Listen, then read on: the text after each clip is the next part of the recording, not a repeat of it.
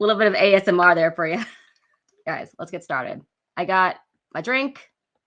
Today we're going to learn about how I'm such a bad fat ally that I didn't even realize that body positivity died last year. Or at least that's what this article says. So I thought we could read through it and see the many ways that fat acceptance, body positivity are on the way out. I mean, that's something I kind of figured, but it's interesting to see somebody else actually write about it. So let's take a look. Yeah, we're going to read another article. Drink my Spindrift here. I love Spindrift. It's the best of all the little, sparkling water sodas because there's like a little splash of juice in it. And I love this one a lot. So good. Haha. I have never heard of this news site before, whatever it is, but December 27th, 2024. So it's very recent. The year that body positivity died. Political sentimentalism was never enough to overturn patriarchal beauty standards. Excellent. By Sarah Manavis. Let's go. Ooh, cute dress. Definitely not my color tone. I couldn't pull it off, but very cute. There is one word that best describes the language of body positive movements since the 2010s: thin. Like many of the social campaigns popular 10 years ago, the movement originally began in the mid 20th century as a radical fat acceptance campaign, but in its modern iteration, sold the comparatively simple message that women felt bad about how they looked because of how they were perceived by society, and that this shouldn't be the case.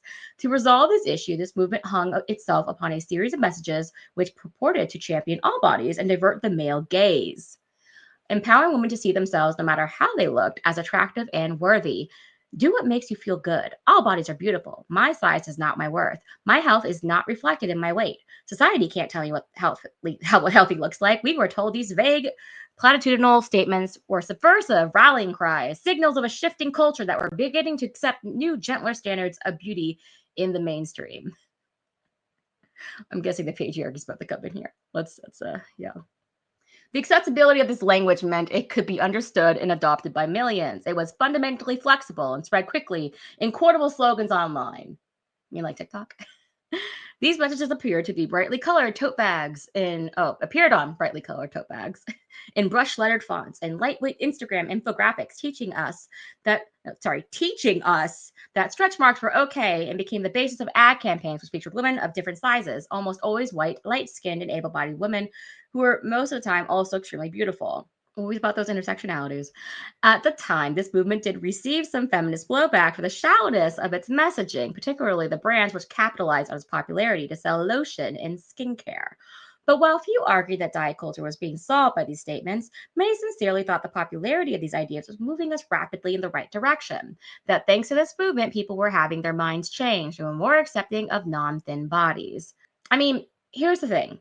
I think fat acceptance, if it did anything in a positive way, was it's maybe helped people not look as weight as much as far as an exchange of ideas. But you're never going to convince people that fat is healthy. You're never going to tell them that health can be separate from their weight, because there is actually reality, and that's not reality. And I don't know why it's so hard for them to grasp that you cannot culturally change people or create cultural change that denies reality. Obviously how people think a different way, because a reality is that just because somebody's fat doesn't mean they might not have good ideas or can't contribute to society or can't, be a good employee. There's definitely things like that that are true, but you cannot conflate those things with health. That just because there might have been a stigma against a person for their weight that had to do with how they're received in a intellectual capacity doesn't mean that it automatically also applies to a health capacity. They're mutually exclusive. Sorry to say. In the last few years, though, the movement began to be seriously critiqued, as we noted that despite its proclaimed success, body positivity hadn't shifted culture radically, or really at all. Many noted how diffuse this language was, arguing that a better effort would be placed on promoting ideas like body neutrality or the devaluation of beauty, reducing the social cachet of thinness and beauty, and running them fortunate quirks like having the natural ability to sing or be good at a particular sport. Ultimately, the problem became clear that by watering down complex concepts around our complex relationship to body image, it never seriously contended with any of them, while at the same time making it easy for anyone to utilize these bland messages to push their own aims. So she's saying because we didn't go hard enough, it didn't take. Okay. Now, in 2024, we have reached the logical conclusion of this movement, a point where this blurry language can be used to promote the exact beauty standards it set out to disrupt. We've heard about the revival of heroin chic. They're always bringing up heroin chic since 2022. Yeah, the last 2 years, and have had thinly veiled fear mongering around health issues as a vehicle to promote weight loss since the pandemic, be it gut health or high cortisol levels. Just want to say one more time, heroin chic has not made a comeback. All you have to do is look at the most famous people out there today and see, are they deathly skinny? Let's look, Taylor Swift. Now, Taylor Swift, fit, has muscles on her arm. She shows them off during her concert, right? Who's now touring? Sabrina Carpenter. She's a tiny little petite thing, but she's not super like thin like this. No, this is referring to the early 2000s where a bunch of women with toxic ritualistic behaviors, as Alex would say, were in the public eye. It did not mean that it was prevalent across society. Just because people are rejecting obesity doesn't mean that they're accepting being underweight. But this year, these factors coalesced and compounded to the point where the language and teachings of the body positive movement were fully adopted by the diet industry. We have seen a sharp shift where companies, influencers, and random individuals are advocating women practice self care, prioritize their health and mental well being, and redefine beauty by making their bodies fit the narrow standards society has set for them. I mean, personally, I'm all about self care, but I also think self care includes going to the gym, but that's just me. My self-care routine. I need to do a video on what my self-care routine is because it's a little insane. I do a lot of self-care, especially for my skin because my skin is all jacked up from my, well, was it hypermobile Ehlers-Danlos syndrome and from being significantly overweight. Yeah. You can see this in the endless number of ways we have now normalized speaking about women's bodies. The boom in Ozempic among young women of a healthy weight is being framed as a feminist choice. Okay, well, geez. Yeah, I don't think that people should be Ozempic if you're at a healthy weight, but I don't know if it's a boom. Promoted as empowering way to escape narrow beauty standards by finding an easier way to meet them. This year has been marked by a litany of social media trends obsessed with aging and beauty, celebrating a middle-aged female celebrity's plastic surgery and treatments, as well as their rapid weight loss. Suggesting this fascination is actually the culture of championing older women's beauty alongside the self-loving Gen Z TikTok trends of under 25s asking strangers to guess how old they are, promoting early signs of aging. Even when trying to discuss serious issues like E followed by the letter D, and frighteningly low weights of certain celebrities, thousands of fans have invoked body shaming to prevent any type of productive discussion under the banner of body positivity's core resolve. We should never talk about how another person looks. Okay, I want to go back to the whole Gen Z TikTok trend thing of asking them, why is it so that so many Gen Zs look old as crap? It has to be the smoking of a certain substance because, yikes. That's the only thing I can think of. Like, it's got to be those carcinogens or something that's making their skin sag. It's weird. I mean, I'm 35. I know I don't look the best today because I'm not wearing makeup and I'm sick feeling, I'm not really sick. I just feel sick. At least my skin is clear. I don't know. Okay. Moving on for my own issues supersede the stream. Anyways, all of this together has made space for an insidious, inescapable argument making its way back into the mainstream, where many are now encouraging women to prioritize skinniness above all else, flipping body positive language back on itself by using its self-care underpinnings to rebrand thinness as a health issue. I get so much more joy from looking lean, feeling lean, waking up in the morning and loving what I see in the mirror. One TikTok user said in a viral post of this ilk, which has been viewed more than 7 million times. I mean, I get it. I would probably feel and look so much better if I were lean. I totally get that. I can't wait for that day. It's going to happen, guys. It's going to happen. You have to prioritize yourself, how to look and how you feel over food. I have one life in this body, so why would I not want to treat it the best I can and look the best I can? Looks fade, but so does your health. So take care of yourself. Everything she said there is true. That's 100% true. I just wish that I knew everything I knew now 10 years ago. It took so long to get the proper medical help and to figure out the right diet to help me. I mean, just to help me lose weight. And I just wish this stuff was available 10 years ago for people like me who have multiple diseases that make it difficult to lose weight. And I have lost so much weight, but dang, it took forever. So good for anybody else who's figured it out early. I don't think most people could figure it out 10 years ago just because we just have so much bad information out there. But I definitely don't want to discourage people who are younger than me for having a better shot at life because they have the information available that I didn't. So, guys, eat healthy, be healthy. You will feel better. And it's not because of how you look, although enjoy that if you do look good. If you put good things into your body, you're going to feel good.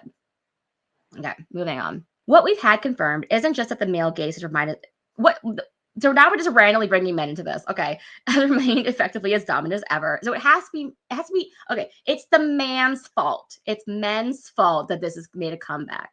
Never mind that we always make the argument that women dress for other women, that women do this for other women. In this specific case, whenever it's a negative thing you perceive, it has to be a man's fault, but that there is a core portion of the population who happily benefit from this hierarchy. They're always bringing in hierarchy. Whenever you see someone complain about hierarchy, it's typically socialism adjacent because they hate hierarchies, who only bent to social pressure during the height of the body positivity movement to feign a desire to subvert it. And while patriarchy is to blame for the standards, men aren't the only ones enforcing them. You only need to spend a few minutes in these spaces and on Instagram and TikTok to discover it's not just Andrew Tate type figures pushing this message. Well, I mean, don't listen to Andrew Tate. He's clearly not a good person to follow, but it doesn't mean it's Andrew Tate and then everybody else. Okay. You could be reasonable, unreasonable, and then Andrew Tate over here. Okay. Anyways, but millions of normal women telling each other to do more to be traditionally beautiful. See, I told you it's women on women crime. Women on women. Men are doing something else. Okay. Doing so by parodying exact language that 10 years ago they would have used to argue for the opposite.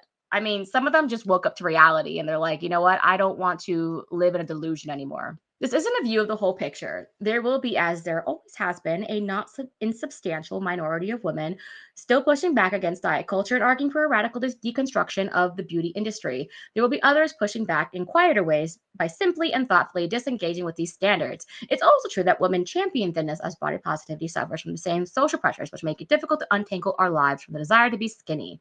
But we cannot feign ignorance that we are helpless against the thinness obsession, or that the answer to these challenges is total capitulation to the system that oppresses us, spinning this somehow as empowerment. It's not always about empowerment, man, though. It's sometimes just about health. And you don't like to hear that because you're delusional. 2024 marked our official exit from the body positivity movement, an ultimately brief blip of a decade, with little suggestion that will make a serious return. But there is hope in learning that this movement was never our salvation. In place of that, I can't pronounce this word. I never really have been able to. Saccharin? Sorry. We deserve the resolute, the radical, and the specific that can produce something lasting. Okay. Well, that was it. They basically said, we've died, but we'll be back. Maybe. Maybe we'll be back. That's what the guy's saying. I don't know what the point of this article is. Yeah. You know what?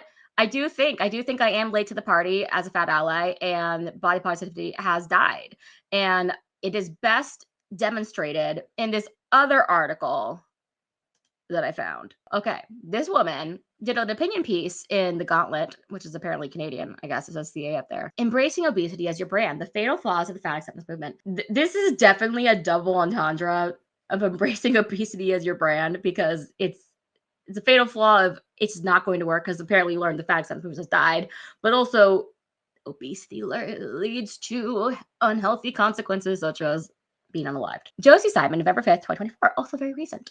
In today's contentious social climate, the fat acceptance movement emerges as a controversial force, challenging norms and promoting body positivity. As someone who is obese, I appreciate its embrace of diversity, yet I can't ignore the tension between celebrating this diversity and the undeniable health risks tied to obesity. You see, we need more people who are obese speaking out about this, which is what I'm here. She's here. Alex was there. Alex not fat anymore. But I don't think it strikes as hard unless you've actually been obese and then you know how bad it is. I can't wait until I'm not obese anymore. Hopefully, guys, let's pray. Let's pray by the end of the year, right? Okay. The movement teeters on a double-edged sword between genuine empowerment and potential health denial. The radical roots of the fat acceptance movement trace back to 1967 with Bill Fabry's establishment of the National Association of Advanced Fat Acceptance. Yeah, isn't this the guy who was like a fat fetishist and he wanted more fat women in the world because he was a little attracted to it? Is that the same dude? Please let me know. I might have to Google it, but I want to Google it right now. All I know is they try to make it about race and really, and yeah, they want to make it about race and how it's the patriarchy when it was literally started by a dude who fetishized you. That's bad. Today, influencers on platforms like TikTok continue to promote the cause through engaging and sometimes controversial online content. Plus size model Jordan Underwood famously claimed that the intentional weight loss is not a body positive act. At the same time, Jalen Shani launched a campaign urging airlines to offer free extra seats to overweight passengers, targeting what she views as fat phobia in the travel industry. These social media influencers are shaping the movement, seeking to rid the world of fat phobia while encouraging their fans to embrace all body types. However, in doing so, they risk minimizing the scientific realities linked to obesity. Here is the uncomfortable but important truth: obesity is fatal. It's true. Conditions like heart disease, diabetes, and some cancers are closely connected to obesity, contributing to countless preventable deaths each year. This movement, or the movement, inadvertently dangers individuals by glossing over these realities, failing to protect those it claims to champion. True, true, true, true. Women, good for you that you are actually like saying this, and I really hope that you're on your way to being healthy as well. Personal choice is pivotal in the discussion. Viewing obesity as an immutable condition strips individuals of the empowerment to make positive health decisions. Exactly, exactly. Whenever they're talking about how it's race related, you're basically telling people of other races that they can't lose weight due to their genetics. And what you're actually doing in turn is harming them, because they're going to end up with all these diseases due to their weight, and they're going to not be alive. And then you're basically becoming a geneticist because you're taking them out of society. Okay, that's evil. You cannot. That is an evil way of looking at things. I'm just gonna say. Oh my gosh. Okay. While conditions like polycystic ovary syndrome (PCOS) presents real challenges, everyone possesses the power to impact their health, and dismissing this truth fosters complacency, not courage. That's what I'm always saying. That yes, it may not be your fault that you've gained weight or that you have these diseases that make it hard to lose weight. It is your responsibility to find a way to make yourself as healthy as possible. So, yeah, sometimes people are dealt a bad hand, like me. I have hypothyroidism, polycystic ovary syndrome, hopefully not for long. I'm trying to cure it. I know they say it can't be done, but I'm trying. And hyperbole Ehlers-Danlos syndrome. And these things might be able to be treated or helped in some degree, but it makes it very hard to lose weight. Now, does that mean I just not do it because I was dealt a sucky hand at life? No, I just have to work a little harder at this one thing. I was also dealt some good hands at, like, I'm really good at learning languages, learning musical instruments. I am a speech pathologist. I have all these other great things that I can naturally gravitate towards because I was given the talent of, I guess, being, I have a really good ear. I can hear things, like I can hear speech issues. I can hear language differences. I can hear music differences. So I'm good at those things. And I was just dealt a bad health hand. Okay. Nothing in life is fair. Everybody has, like, it's what are those games, like role playing games where you have to like assign points? They're like, intelligence 10, physicality 2, right? That's the one that I was, I mean, call myself Chad. Anyways, okay, it's 10 out of 100, guys. That's the hand that I was dealt on the RPG game simulation. Linking personal identity to weight compounds the issue, transforming valid critiques into perceived personal attacks. Events like FatCon and the Fat Joy writing workshop illustrates how weight can become a central part of one's identity, and it really shouldn't be. Merging health discussions with identity can unintentionally glamorize unhealthy behavior such as self-acceptance.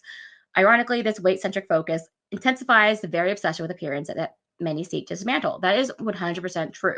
That the more you identify with your size, the more you're going to obsess over it. I think that's why a lot of people argue for body neutrality, is where you just separate your worth from your size, and then you don't obsess over it as much, because the obsession is actually what probably helps lead to the behaviors, right? Anyways, the era of sipping the Kool-Aid of false positivity that ignores vital health issues must end. Real acceptance builds upon scientific truths, embracing all facets of well-being, even the uncomfortable ones. By challenging existing norms with fearless authenticity, we ground empowerment in reality. Facing the harsh truths about obesity requires decisive, informed action. Through an honest approach, the movement can genuinely uplift those it aims to support, transcending rhetoric to create a meaningful, lasting impact. The fat acceptance movement stands at a crossroads. Will it choose a path of genuine empowerment or stay stuck in dangerous denial? I think it's the latter. But yeah, good for this person writing this article. And I really like that she's overweight herself, saying the truth. Hey, this is unhealthy. And I hope that she's able to get the help that she needs to get on a healthy path. But yeah, it has to be people not even people in the movement, but people who are being pursued by the movement, people who are being preyed upon by the movement, who have to stand up and speak against it. And it's like that for most everything. So yeah, there you go, guys. We've learned a lot today. I think this is the end of my journey as a fat ally. I might come back to it later. Since the movement has died, though, I don't think I am going to come back to it, but I might have some post-mortem things to say if the content arises. Anyways, you guys have a good evening. I'll talk to you later. Bye-bye.